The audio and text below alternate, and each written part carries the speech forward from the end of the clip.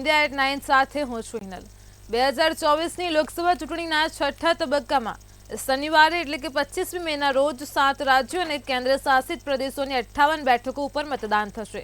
ચૂંટણી પંચના જણાવ્યા અનુસાર છઠ્ઠા તબક્કાની ચૂંટણીમાં 889 ઉમેદવારો ચૂંટણી લડી રહ્યા છે, જેમાં 797 પુરુષ અને 92 મહિલા ઉમેદવારો છે। આ તબક્કામાં 3 કેન્દ્રીય મંત્રી ધર્મેન્દ્ર પ્રધાન, કૃષ્ણપાલ સિંહ ગુર્જર અને રાવ ઇન્દ્રજીત સિંહ મેદાનમાં છે। 3 પૂર્વ મુખ્યમંત્રીઓ મહેબૂબા મુફ્તી, મનોહરલાલ ખટ્ટર અને જગદંબિકા પાલ પણ ચૂંટણી લડી રહ્યા છે। આ સિવાય મનોજ તિવારી, મેનકા ગાંધી, નવીન જિંદાલ, બાંસુરી સ્વરાજ, સંબિત પાત્રા, રાજ બબ્બર, નિરહુઆ પણ પોતાનું નસીબ અજમાવી રહ્યા છે।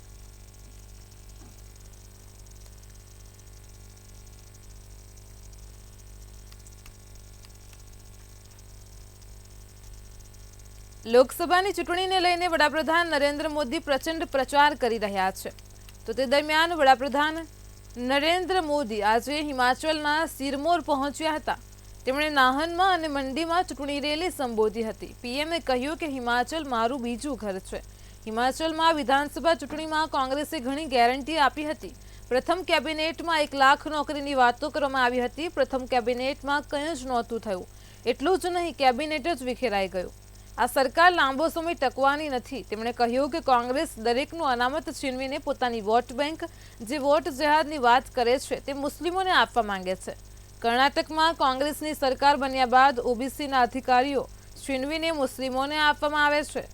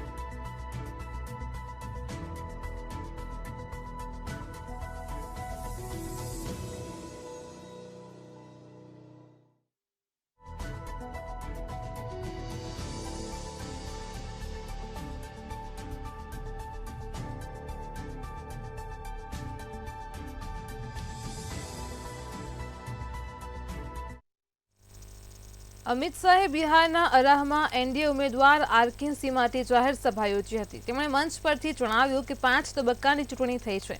આવતીકાલે છઠ્ઠા તબક્કાની ચૂંટણી છે। તમે લોકો પરિણામ જાણવા માંગો છો? ચાલો હું તમને પરિણામ જણાવું। 5મા તબક્કા સુધી મોદીજીને 310 સીટો મળી રહી છે। અમિત શાહે કહ્યું કે દેશમાં ઇન્ડી ગઠબંધન ખરાબ રીતે હારી રહ્યું છે। અમે ભાજપના લોકો છીએ અને પરમાણુ બોમ્બથી પણ ડરતા નથી। બહુ જલ્દી પીઓકે પણ ભારતનું થશે। અમે ઇન્ડીવાળા જેવા કાયર નથી।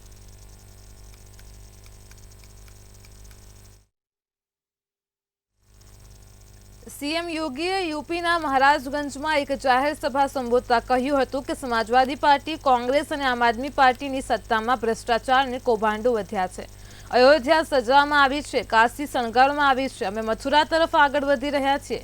આ કામ માત્ર ભાજપ જ કરાવી શકે છે। અમે કોઈ પણ જાતના ભેદભાવ વિના યોજનાઓ લોકો સુધી લઈ જઈએ છીએ। માફિયાઓ અને ગુનેગારોની રામ નામ સત્યની યાત્રાઓ પણ કાઢી રહ્યા છીએ।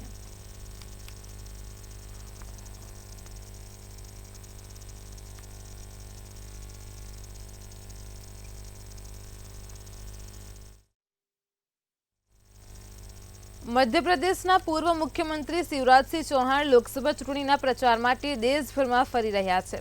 વડાપ્રધાન નરેન્દ્ર મોદીના 400 પારના નારા પણ તેમણે કહ્યું કે દેશની જનતાએ ભાજપને આટલી બધી સીટો આપવાનું મન બનાવી લીધું છે। તેમણે કહ્યું કે ભ્રષ્ટાચાર એ કોંગ્રેસનું ચરિત્ર છે। ઝારખંડમાં જેએમ, કોંગ્રેસ અને આરજેડીનું ગઠબંધન એકસાથે લૂંટફાટ કરી રહ્યું છે। આ જ કારણ છે કે પૂર્વ મુખ્યમંત્રી અને પૂર્વ મંત્રી સહિત અનેક અધિકારીઓ જેલમાં છે। ઝારખંડમાં તેમનું માનવું છે કે ભાજપ તમામ 14 બેઠકો જીતશે।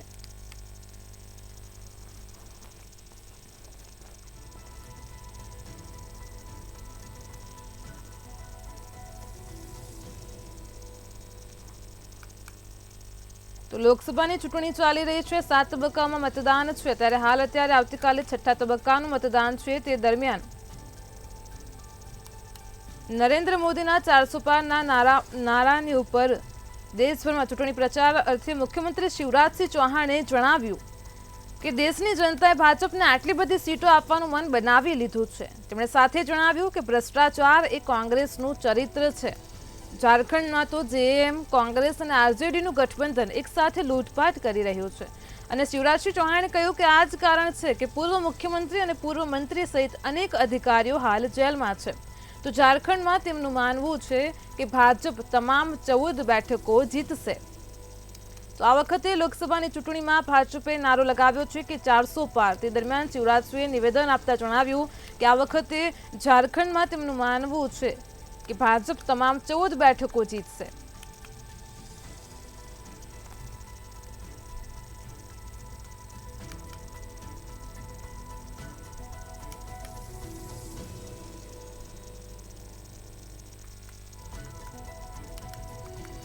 તો મધ્યપ્રદેશના પૂર્વ મુખ્યમંત્રી શિવરાજસિંહ ચૌહાણ લોકસભા ચૂંટણીના પ્રચાર માટે હાલ દેશભરમાં ફરી રહ્યા છે।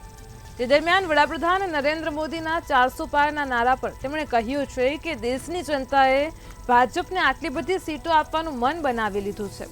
તેમણે કહ્યું છે કે ભ્રષ્ટાચાર એ તો કોંગ્રેસનું ચરિત્ર છે। ઝારખંડમાં જેએમ, કોંગ્રેસ અને આરજેડીનું ગઠબંધન એક સાથે લૂંટપાટ કરી રહ્યું છે અને આ જ કારણ છે કે પૂર્વ મુખ્યમંત્રી અને પૂર્વ મંત્રી સહિત અનેક અધિકારીઓ જેલમાં છે। તો ઝારખંડમાં તેમનું માનવું છે કે ભાજપ તમામ 14 બેઠકો જીતશે। શિવરાજસિંહ ચૌહાણે કહ્યું છે કે ભ્રષ્ટાચાર એ કોંગ્રેસનું ચરિત્ર છે। શિવરાજસિંહ ચૌહાણનો પ્રચંડ ચૂંટણી પ્રચાર સામે આવ્યો છે। તે દરમિયાન તેમણે ઝારખંડને લઈને વાત કરી કે તેમનું માનવું છે કે ભાજપ તમામ 14 બેઠકો જીતશે।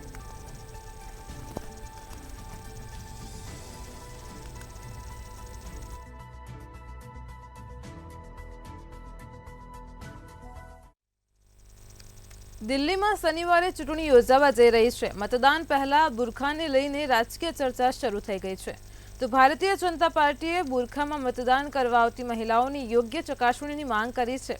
આ માંગ ચૂંટણી પંચ સમક્ષ પણ કરવામાં આવી છે। દિલ્હી બીજેપીનું એક પ્રતિનિધિ મંડળ 22 મેના રોજ દિલ્હી ચૂંટણી પંચને મળ્યું હતું અને ત્યારે સમગ્ર મામલે અસદુદ્દીન ઓવૈસીએ સોશિયલ મીડિયા મારફતે વાંધો વ્યક્ત કર્યો છે।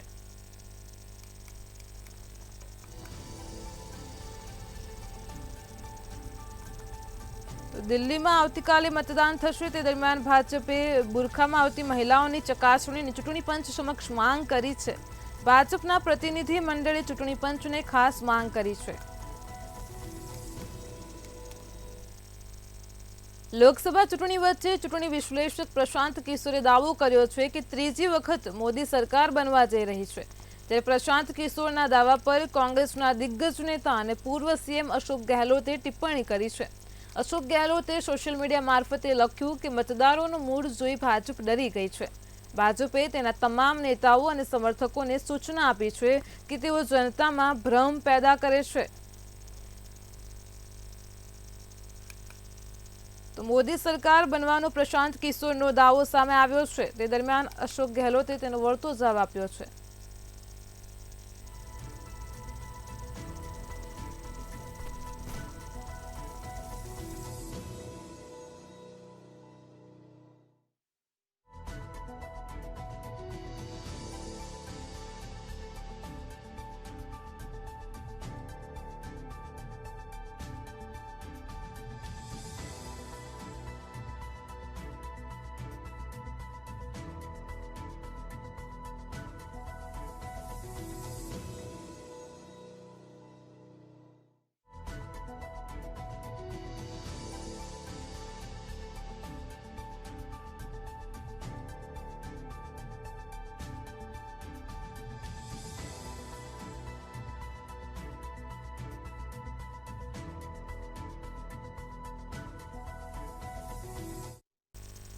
લોકસભા ચૂંટણી 2024ના છઠ્ઠા તબક્કાના મતદાન પહેલા કોંગ્રેસના પૂર્વ અધ્યક્ષ સોનિયા ગાંધીએ વિડિયો સંદેશ દ્વારા જનતાને સંબોધિત કરી હતી।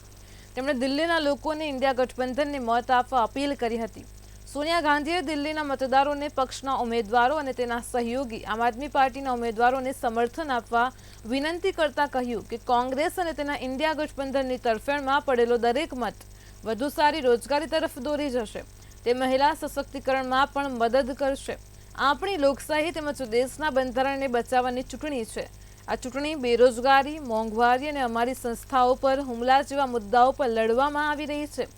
તમારે આ લડાઈમાં ભૂમિકા ભજવવાની છે.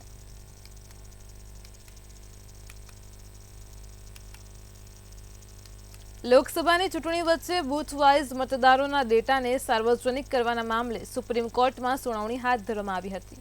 આ સમય દરમિયાન સુપ્રીમ કોર્ટે ચૂંટણી પંચને બૂથ દીઠ પડેલા કુલ મતોની માહિતી પ્રકાશિત કરવાનો નિર્દેશ આપવાનો ઇનકાર કર્યો છે. સુપ્રીમ કોર્ટે કહ્યું કે ચૂંટણી ચાલી રહી છે અને વચ્ચે હસ્તક્ષેપ થઈ શકે નહીં. આ સાથે જ આ કેસની સુનાવણી ઉનાળુ વેકેશન પૂર્ણ થાય ત્યાં સુધી સ્થગિત કરી દેવામાં આવી છે. તો સુપ્રીમ કોર્ટે કહ્યું કે આવતીકાલે ચૂંટણીના 6થા તબક્કાનું મતદાન થશે અને આવી સ્થિતિમાં અમે ચૂંટણી પંચની સમસ્યાને સમજી શકીએ છીએ, કારણ કે તેને મેન પાવરની જરૂર છે અને અમે જમીન પરથી સ્થિતિને સમજીએ છીએ. સુપ્રીમ કોર્ટે ઉનાળાના વેકેશન પછી આ મામલામાં સુનાવણી નક્કી કરી છે.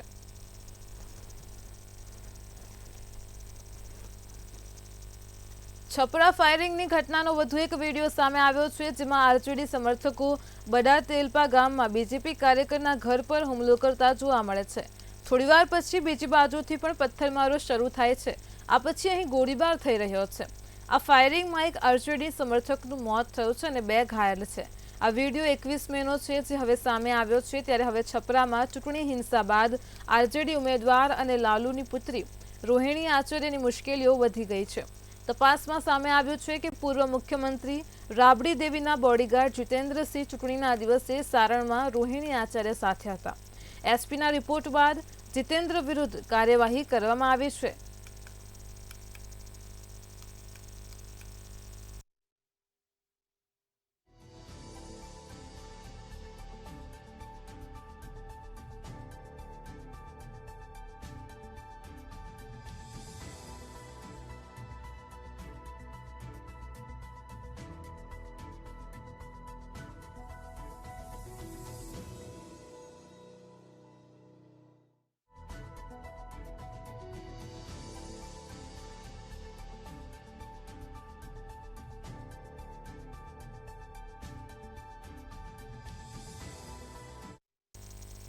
લોકસભા 2024ની ચૂંટણીને લઈને વડાપ્રધાન નરેન્દ્ર મોદી આજે હિમાચલના પ્રવાસે છે.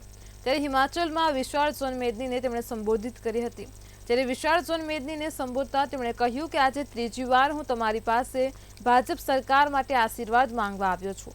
આ આશીર્વાદ મારા માટે નહીં, કે પરિવાર માટે નહીં, કે નહીં સમાજ માટે, પરંતુ આશીર્વાદ મને મારી ભાજપ સરકાર માટે અને વિકસિત હિમાચલ માટે જોઈએ, તેમ વડાપ્રધાન મોદીએ જણાવ્યું હતું. વધુમાં પીએમ મોદીએ જીતનો દાવો વ્યક્ત કર્યો તો આ સાથે જ હિમાચલ ફોર 0થી હેટ્રિક લગાવશેનો આશાવાદ પણ વ્યક્ત કર્યો હતો. मुझे आशीर्वाद मेरे लिए नहीं चाहिए, मुझे आशीर्वाद मेरे परिवार वालों के लिए नहीं चाहिए, मुझे आशीर्वाद मेरी जात बिरादरी वालों के लिए नहीं चाहिए, मुझे आशीर्वाद चाहिए ताकतवर भारत बनाने के लिए.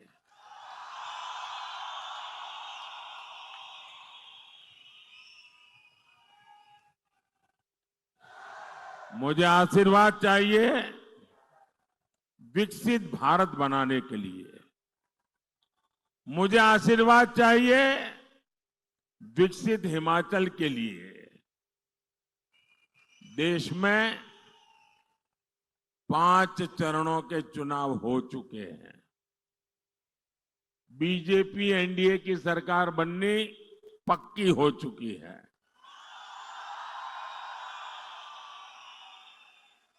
और अब हिमाचल 4-0 से हैट्रिक लगाएगा. હિમાચલમાં વડાપ્રધાન નરેન્દ્ર મોદીએ આજે ચૂંટણીનો પ્રચંડ પ્રચાર કર્યો, જેમાં જંગી જનસભાને સંબોધિત કરી હતી. આ દરમિયાન તેમણે કોંગ્રેસનું ઇન્ડિયા ગઠબંધન પર નિશાન તાક્યું હતું અને નિશાન તાકતા કહ્યું કે કોંગ્રેસનું ઇન્ડિયા ગઠબંધનવાળા લોકો સ્વાર્થી અને અવસરવાદી છે. એટલું જ નહીં, પરંતુ તેઓનામાં 3 સમાન વાત છે કે તેઓ ઘોર સાંપ્રદાયિક, ઘોર પરિવારવાદી અને ઘોર જાતિવાદી છે. स्वार्थी है, अवसरवादी है, ये लोग तीन चीजें आपको कॉमन मिलेगी इनमें। ये पत्रकार मित्र जरूर इस पर रिसर्च कर सकते हैं, गौर कर सकते हैं। आपको बड़ा खजाना मैं दे रहा हूं, आपको काम आ जाएगा।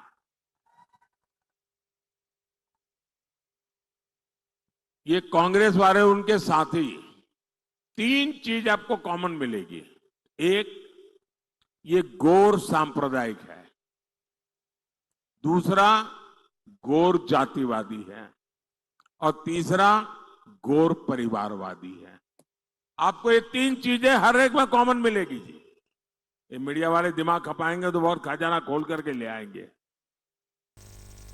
પંજાબના ગુરદાસપુરમાં પીએમ નરેન્દ્ર મોદી જાહેર રેલીને સંબોધતા કહ્યું હતું કે કેટલું દુર્ભાગ્ય છે કે પંજાબનું શાસન રિમોટ કંટ્રોલથી થઈ રહ્યું છે। દિલ્હીના દરબારીઓ પંજાબ પર શાસન કરે છે। પંજાબના સીએમ પોતાની રીતે એક પણ નિર્ણય લઈ શકતા નથી। મુખ્યમંત્રી તેમની સરકાર ચલાવવા માટે નવા આદેશો લેવા તિહાર જેલમાં જવું પડ્યું હતું। મોદીએ વધુમાં કહ્યું હતું કે 1 જૂન પછી ભ્રષ્ટાચારીઓ ફરી જેલમાં જશે। પંજાબ સરકાર ફરી જેલમાંથી કામ કરશે તો શું તમારે આવી ભ્રષ્ટાચારી સરકાર જોઈએ છે?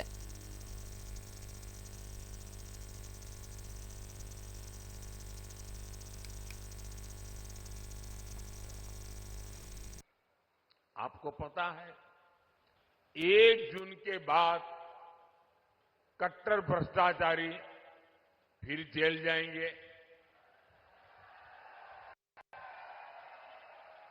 क्या फिर पंजाब की सरकार जेल से चलेगी क्या? आपको ऐसी सरकार मंजूर है क्या? ऐसी पद्धति मंजूर है क्या? ये पंजाब का अपमान है कि नहीं है? ये वीर भूमि का अपमान है कि नहीं है? ये गुरुओं की भूमि का अपमान है कि नहीं है?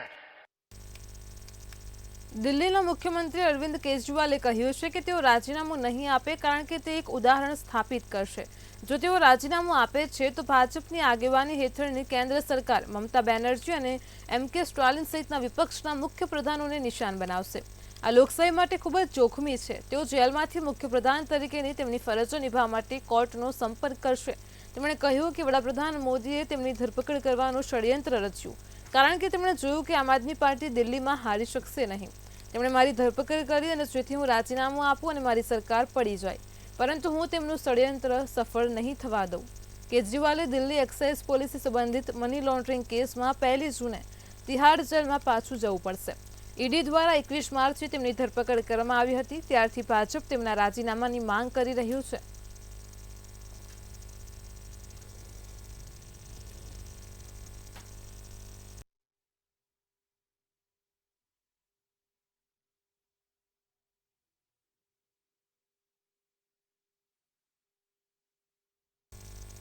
દેશમાં લોકસભા ચૂંટણી 2024ના છઠ્ઠા તબક્કામાં 25 મેના રોજ રાજધાની દિલ્હીની તમામ 7 લોકસભા બેઠક પર મતદાન યોજાવાનું છે। આ અંગે Delhi chamber of trade and ઇન્ડસ્ટ્રીએ મતદાનના દિવસે 25 મેના રોજ વેપારીઓ અને તમામ માર્કેટ એસોસિએશનોને તેમની દુકાનો બંધ રાખવા અપીલ કરી છે।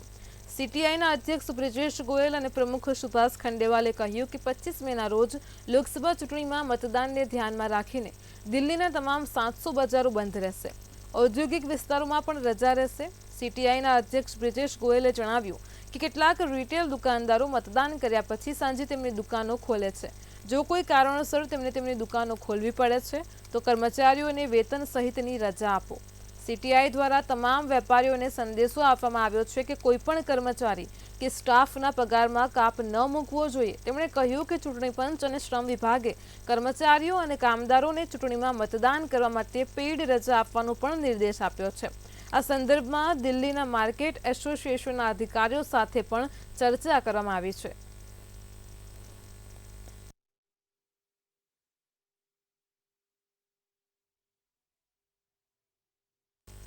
દિલ્હીમાં લોકસભા ચૂંટણી 2024ની વોટિંગ પહેલા દિલ્હી યુનિવર્સિટીના કોલેજની દિવાલો પર વિવાદિત સૂત્રો લખવામાં આવ્યા છે। તો દિવાલો પર ચૂંટણી બહિષ્કાર કરવાની વાત કહેવામાં આવી છે અને ત્યારે આ મામલે દિલ્હી પોલીસે 2 એફઆઈઆર નોંધી છે। દિલ્હી યુનિવર્સિટીના કેમ્પસની દિવાલો પર ઘણા સ્થળે લાલ રંગથી બોયકોટ ઇલેક્શનના સૂત્રો લખવામાં આવ્યા છે। શનિવારે 25 મે દિલ્હીની તમામ 7 લોકસભા બેઠકો પર એક જ તબક્કામાં મતદાન થવાનું છે। ત્યારે આ દરમિયાન દિલ્હી યુનિવર્સિટીથી એફિલિએટેડ કોલેજોમાં અજાણ્યા નંબરથી કોલ કરવામાં આવ્યો અને કોલેજને બોમ્બથી ઉડાવવાની ધમકી આપવામાં આવી છે। માહિતી મળતા જ પોલીસે આ મામલે તપાસ શરૂ કરી અને આ કોલ નકલી છે તેવી જાણ થઈ, તેમજ કેમ્પસમાં કોઈ પ્રકારની શંકાસ્પદ વસ્તુ પણ મળી નથી।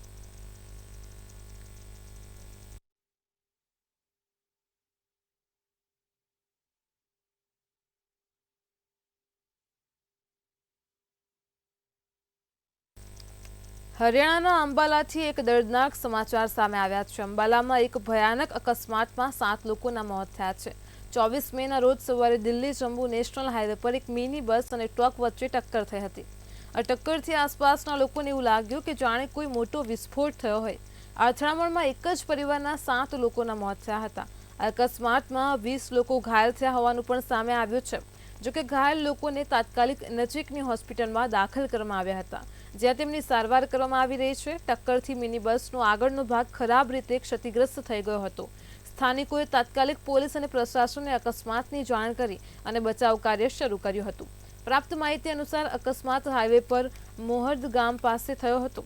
મિની બસમાં લગભગ 25 લોકો સવાર હતા, જેમાંથી 7 લોકોએ જીવ ગુમાવ્યો હતો। અકસ્માતની માહિતી મળતા જ મોહદ પોલીસની ટીમ ઘટનાસ્થળે પહોંચી ગઈ હતી અને કાર્યવાહી હાથ ધરવામાં આવી હતી।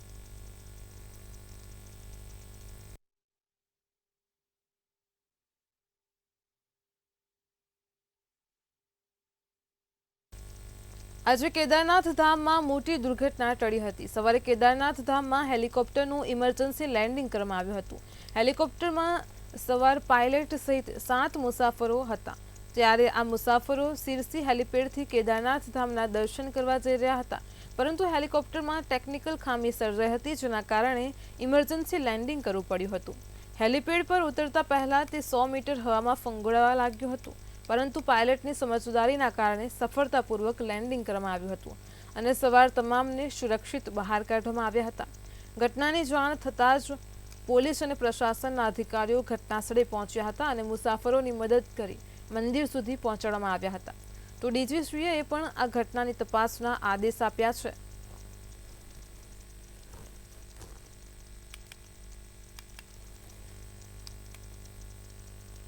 મહારાષ્ટ્રના થાણેમાં ગુરુવારે કેમિકલ ફેક્ટરીમાં જોરદાર વિસ્ફોટ થયો હતો। આ ભયાનક અકસ્માતમાં 8 લોકોના મોત થયા છે, જ્યારે 64થી વધુ લોકો ઘાયલ થયા છે। Dombivli Maharashtra industrial development corporation વિસ્તારના ફેઝ 2 સ્થિત અમુદાન કેમિકલ્સમાં બોઇલર ફાટ્યું હતું, જ્યારે ફેક્ટરીની અંદર કામ કરતા 10 જેટલા લોકો આ બોઇલરમાં કેમિકલ પ્રોસેસિંગનું કામ કરી રહ્યા હતા, ત્યારે બોઇલર ફાટતા આગ લાગી હતી। ઘટના બાદ મુખ્યમંત્રી એકનાથ શિંદે અને સાંસદ શ્રીકાંત શિંદે ઘટનાસ્થળે પહોંચી ગયા હતા। તેમણે ઘાયલોને ખાતરી આપી કે તેમની સારવારનો ખર્ચ સરકાર ઉઠાવશે। મહેસૂલ વિભાગ આ ઘટનામાં થયેલા નુકસાનનું મૂલ્યાંકન કરી રહ્યું છે। મહારાષ્ટ્ર સરકારે અકસ્માતમાં મૃત્યુ પામેલા લોકોના પરિવારોને 5 લાખ રૂપિયાની આર્થિક સહાયની જાહેરાત કરી છે।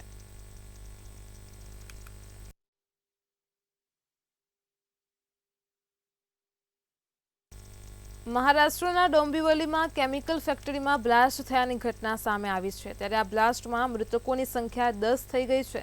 પોલીસે chemical factory Amudan chemical private લિમિટેડના માલિકો અને સ્ટાફ સામે ગુનો નોંધ્યો છે। હાલ તમામ આરોપીઓ ફરાર છે, ત્યારે ફરાર આરોપીઓને પકડવા માટે પોલીસે 5 ટીમો બનાવી છે।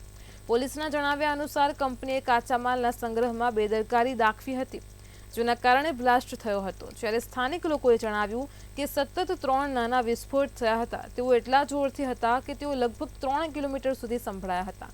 નજીકની ઇમારતોના કાચમાં તિરાડો પડી ગઈ હતી। તે જ સમયે વિસ્ફોટને કારણે આસપાસના ઘણા મકાનોને નુકસાન થયું હતું।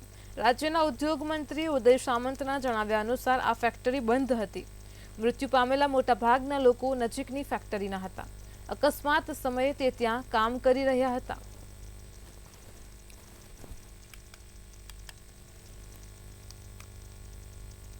ઉત્તર ભારતમાં મોટાભાગના રાજ્યોમાં કાળઝાળ ગરમી પડી રહી છે। હવામાન વિભાગે કહ્યું કે દિલ્હી, હરિયાણા, પંજાબ, ઉત્તર પ્રદેશ, રાજસ્થાન, મધ્યપ્રદેશ અને ગુજરાતમાં આગામી 5 દિવસ સુધી આવી જ સ્થિતિ રહેશે।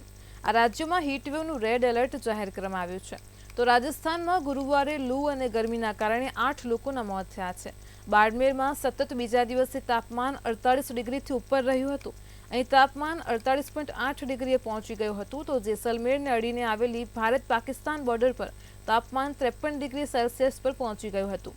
બંગાળની ખાડીમાં લો પ્રેશર સર્જાવાને કારણે ચક્રવાતી વાવાઝોડું રેમલ સર્જાઈ રહ્યું છે, જે 26 મેના રોજ પશ્ચિમ બંગાળ અને બાંગ્લાદેશને ટકરાશે.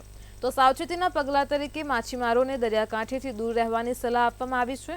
પાવર મિનિસ્ટ્રીના ડેટા અનુસાર ભારતમાં વીજળીની માંગ 237 ગીગાવોટના તેના સર્વોચ્ચ સ્તરે પહોંચી હતી. આ સપ્તાહની શરૂઆતમાં તે 234 ગીગાવોટ હતી. તો અગાઉ પાવરની મહત્તમ માંગ સપ્ટેમ્બર 2023માં 243.27 ગીગાવોટ જેટલી ઊંચી હતી.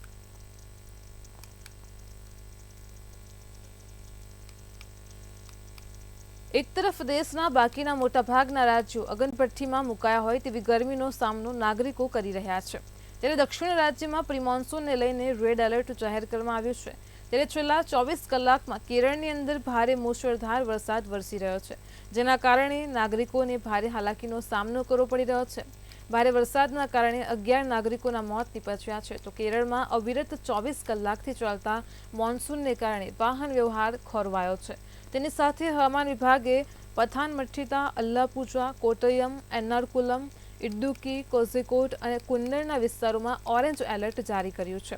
આ વિસ્તારોમાં ભારે મોન્સૂનને કારણે મોટાભાગના વિસ્તારોમાં વૃક્ષો પણ ધરાશયી થયા છે. ત્યારે બચાવ કર્મીઓ દ્વારા પણ સમગ્ર કેરળમાં કામગીરી હાથ ધરવામાં આવી છે.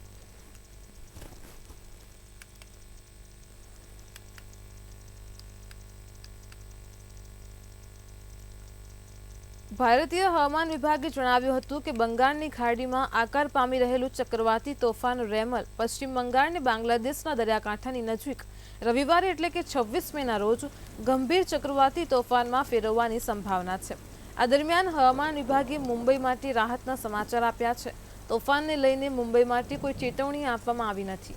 આઈએમડી મુંબઈના વૈજ્ઞાનિક સુષ્મા નાયર કહે છે કે મુંબઈમાં હવામાન શુષ્ક રહી શકે છે. જોકે રાયગઢ જેવા કેટલાક વિસ્તારોમાં હળવા વરસાદની ચેતવણી જાહેર કરવામાં આવી છે. તેમણે કહ્યું કે ગુરુવાર સુધી ચક્રવાત વિકસિત થયું નથી અને તે બંગાળની ખાડીમાં માત્ર એક નીચા દબાણનો વિસ્તાર છે. જોકે તે વિકસિત થાય તો પણ આઈએમડીએ ક્યારેય કોઈ ભારતીય કિનારે તેના લેન્ડફોલનો ઉલ્લેખ કર્યો નથી. હાલમાં સ્થિતિ એવી જ છે અને તે પછી પણ મુંબઈમાં ચક્રવાતને લઈને સંદેશો જોવા મળી રહ્યો છે.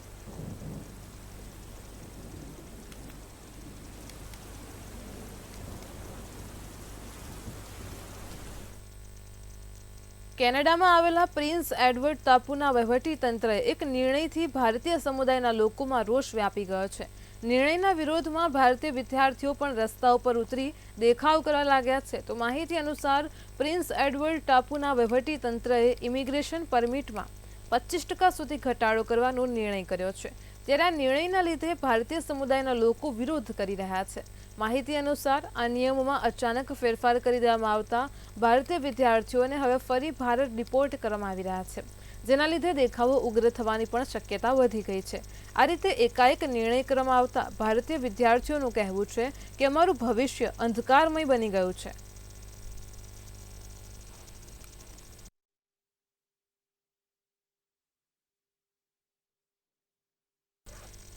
ઇન્ડિયા એટ 9માં હાલ આટલું જ. પડે પડની અપડેટ મેળવતા રહો માત્ર મંતવ્ય ન્યૂઝ પર. નમસ્કાર.